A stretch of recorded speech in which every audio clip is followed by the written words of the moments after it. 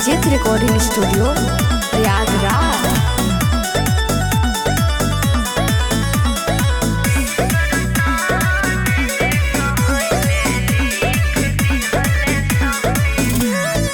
हिंदू होके चाहे होके मुसलमान, सभे कोई करताटे बाबा के गुणगान। हिंदू होके चाहे होके मुसलमान, सभे कोई करताटे बाबा के गुणगान। आहक देखहि बजे बाबू तोहर ले लिहल जाई जान। विश्वरतन जे कहले लिख दिहल संविधान।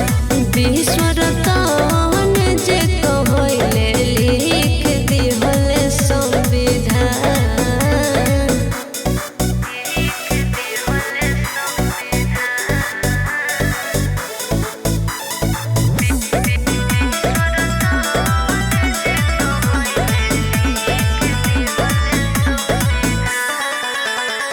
दलितन पे पढ़े खातिर दिहले अधिकार, बाबा साहब बहुजन पे कैले उपकार।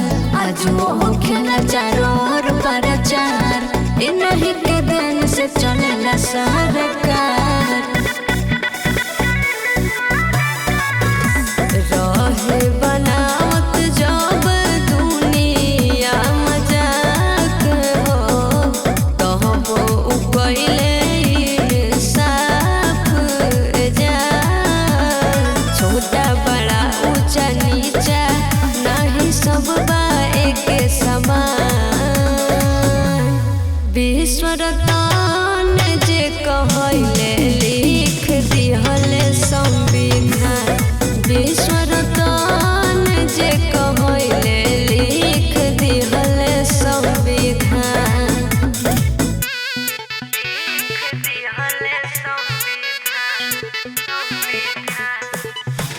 Manjeet recording studio Prayagraj.